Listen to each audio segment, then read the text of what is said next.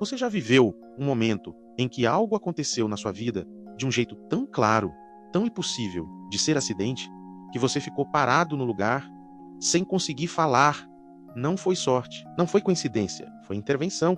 Você sentiu isso nos ossos. E aí vem uma escolha que pouquíssimas pessoas fazem: parar tudo, sentar e registrar. Não seguir em frente como se nada tivesse acontecido. Não deixar o momento escorregar pela correria da vida, parar e agradecer com detalhe, com nome, com data, com tudo. Foi exatamente isso que Davi fez depois de uma das maiores vitórias militares da sua vida. Ele parou e o que saiu dali é um dos salmos mais sofisticados do livro inteiro. Um salmo com uma arquitetura escondida que a maioria dos leitores nunca viu. E que vai mudar a forma como você lê a Bíblia depois de hoje. Olá, queridos! A paz do Senhor. O título do Salmo 9 diz: Para o mestre de canto, sobre a morte do filho, Salmo de Davi. Essa frase em hebraico, Almut Labem, é uma das mais debatidas de todo o livro dos Salmos. Pode ser uma indicação musical, uma melodia específica com esse nome, ou pode estar apontando para um contexto histórico concreto. Alguns estudiosos conectam esse salmo à morte de um filho de um inimigo de Davi, possivelmente o filho de Golias, que foi morto em batalha. Outros veem ali uma referência ao período das guerras de consolidação do reino, quando Davi venceu nações ao redor e Jerusalém se firmou como capital. O que é certo é que esse salmo nasce do outro lado de uma vitória real, vivida, sentida na carne, mas tem algo nesse salmo que a maioria dos leitores nunca percebe ao ler a tradução em português. O Salmo 9, junto com o Salmo 10, forma um par, e esse par foi escrito como um acróstico, onde cada estrofe começa com uma letra consecutiva do alfabeto hebraico, o Aleph Bet. Os Salmos 9 e 10 juntos cobrem metade do alfabeto hebraico, como se fossem dois capítulos de um único poema que foi dividido ao longo da transmissão do texto. Isso não é detalhe literário menor, é arquitetura intencional. Davi não estava apenas expressando emoção, estava construindo algo com precisão de arquiteto, usando a estrutura do próprio alfabeto como esqueleto do poema, como se quisesse dizer do Aleph ao Tov, do começo ao fim. Tudo que existe pertence ao louvor de Deus. O versículo 1 abre com Davi dizendo que vai louvar com todo o coração. Em hebraico a palavra coração aqui é Aleph, mas a expressão completa é Bechol Lib em hebraico. O coração não é apenas o centro das emoções, é o centro da vontade, da razão e da decisão. Quando Davi diz que vai louvar com todo o Lef, ele não está falando de sentimento, está falando de intenção total, de uma escolha deliberada que envolve mente, vontade e emoção ao mesmo tempo. O louvor do Salmo 9 não é espontâneo no sentido de não planejado, é espontâneo no sentido de que brota de um centro integrado, onde a decisão e o sentimento apontam para o mesmo lugar. E no versículo 7 aparece uma das afirmações mais poderosas de todo o Salmo. Davi diz que o Senhor permanece para sempre. Em hebraico, a palavra para permanece é Yoshev, que significa sentar, habitar, reinar e entronizado. Enquanto os reinos humanos passam, enquanto as nações que Davi acabou de vencer já estão sendo varridas para o pó da história. Deus está Yoshev, entronizado, estabelecido, inabalável. Não é um Deus que corre de batalha em batalha. É um Deus que está sentado, soberano, esperando que o pó se assente para que todos possam ver que ele não se moveu. Há uma serenidade aterrorizante nessa imagem. Olha, tem algo que eu quero te desafiar a fazer antes de continuar assistindo. Pensa em uma vitória da sua vida, pode ser pequena, pode ser recente, pode ser antiga, em que você sabe que não foi só você, que tinha algo maior acontecendo ali. Você já parou para registrar isso? Para nomear com detalhe o que Deus fez? O Salmo 9 existe porque Davi parou e registrou. Se esse vídeo está te lembrando de algo assim, compartilha com alguém que precisa ser lembrado também de que Deus ainda age. Se inscreva aqui no canal se ainda não fez isso, porque cada vídeo que postamos tem essa camada de profundidade que a leitura rápida não alcança. Imagina você ali em Jerusalém, pouco depois de uma batalha, o ar ainda carrega o peso do que aconteceu. Os homens voltando, alguns feridos, todos exaustos. E Davi, o rei, em vez de ir diretamente celebrar com banquetes e festas, como era o costume dos reis do Oriente Médio Antigo, ele vai para um lugar quieto. Ele abre a boca e não sai um grito de triunfo, sai um salmo, sai arquitetura, Sai Aleph. Bet Gimel tem um detalhe histórico fascinante sobre a prática do acróstico no mundo antigo. Poetas mesopotâmicos, especialmente assírios e babilônios, também usavam acrósticos nas suas composições, às vezes escondendo o próprio nome do poeta nas primeiras letras de cada linha. Era uma forma de assinar o trabalho com sofisticação, de dizer: isso não foi improvisado, isso foi construído. Davi, ao usar o alfabeto hebraico como estrutura do seu louvor, estava pegando uma convenção literária do mundo antigo e transformando-a em teologia. Não era o nome do poeta escondido nas letras, era o próprio alfabeto se tornando ato de adoração, como se cada letra da língua hebraica existisse para esse momento. O versículo 9 traz então uma das imagens mais tocantes de todo o Salmo.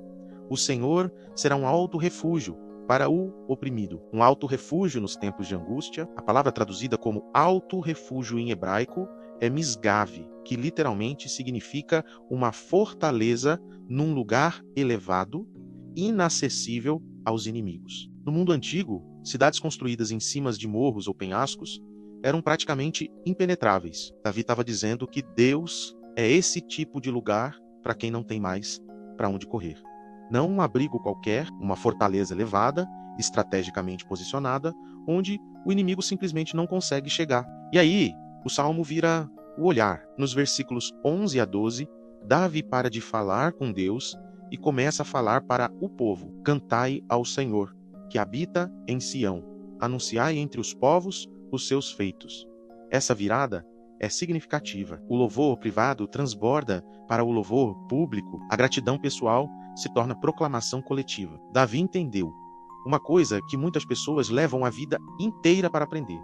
O que Deus fez por mim não é informação privada, é notícia. É algo que precisa ser contado, anunciado, proclamado, porque sempre existe alguém que precisa ouvir que Deus ainda age. E o Salmo então vira o olhar, mais uma vez, agora para os que sofrem. Versículo 12.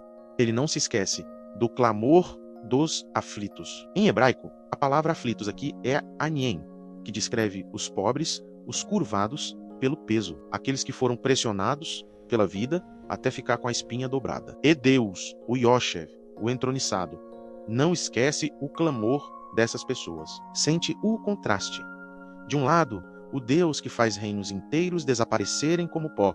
Do outro, o mesmo Deus que ouve o clamor de quem foi dobrado pela vida. O Salmo 9 é sobre um Deus que age nos dois extremos ao mesmo tempo. Os versículos finais do Salmo trazem uma tensão honesta que eu quero que você perceba. Davi começa descrevendo vitórias, nações destruídas, inimigos varridos, mas termina com um pedido. Levanta-te, Senhor, não prevaleça o homem. Sejam as nações julgadas diante de ti. Depois de toda a celebração da vitória, Davi ainda olha ao redor e vê que a injustiça continua, que as nações ainda oprimem os fracos, que o trabalho de Deus no mundo ainda não está terminado. E em vez de fingir que tudo está resolvido, ele ora. Ele pede que Deus continue. Esse é o louvor maduro. Celebrar o que Deus fez sem fechar os olhos para o que ainda precisa ser feito. O cruzamento com o livro de Apocalipse. Aqui é inevitável e arrepiante. No Apocalipse capítulo 20, a imagem do grande trono branco do julgamento final ecoa diretamente o Yoshev do Salmo 9. O Deus entronizado que Davi descreveu como aquele que julga as nações com justiça. É o mesmo Deus que João vê sentado no trono do juízo final. O que Davi cantou como esperança num campo de batalha em Israel. João vê como realidade consumada no fim de todas as coisas. O Salmo 9 é uma antecipação poética do julgamento que o Apocalipse descreve em visão e tem um cruzamento com Lucas que pouquíssimas pessoas percebem no relato sobre Maria em Lucas capítulo 1. Quando ela fica grávida de Jesus e visita Isabel, sua prima, ela canta: derrubou do trono os poderosos e exaltou os humildes. Essa estrutura é exatamente a do Salmo 9. Os reinos que caem e os aniim que são lembrados. Maria estava cantando o Salmo 9 com outras palavras. O Deus que agiu pela vitória de Davi estava agindo de novo.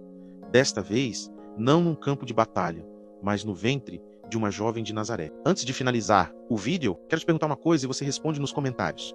Qual foi o último momento em que você parou para registrar uma intervenção de Deus na sua vida. Não precisa ser uma batalha com nações. Pode ser um diagnóstico que mudou, uma porta que se abriu quando tudo estava fechado, uma palavra que chegou no momento certo. E conta aqui embaixo, porque anunciar entre os povos os feitos de Deus começa assim, numa sessão de comentários, com uma história real, vivida, sentida. O Salmo 9 é a prova de que gratidão madura não é ingênua.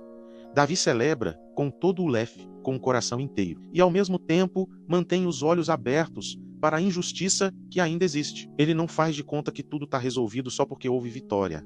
Ele agradece pelo que veio e pede que continue vindo. Isso é fé adulta, fé que não precisa fechar os olhos para a realidade para continuar crendo. E a estrutura acróstica do Salmo diz algo que vai além das palavras do Aleph ao Tov, da primeira à última letra. Toda a linguagem humana, toda a capacidade de expressão que existe, é pouca para conter o louvor que Deus merece. O alfabeto inteiro não é suficiente, mas Davi tentou, e tentou com beleza. No próximo salmo, a segunda metade do acróstico continua, mas o tom muda radicalmente. O Salmo 10 começa com uma das perguntas mais angustiantes de toda a Bíblia: por que te mantens à distância?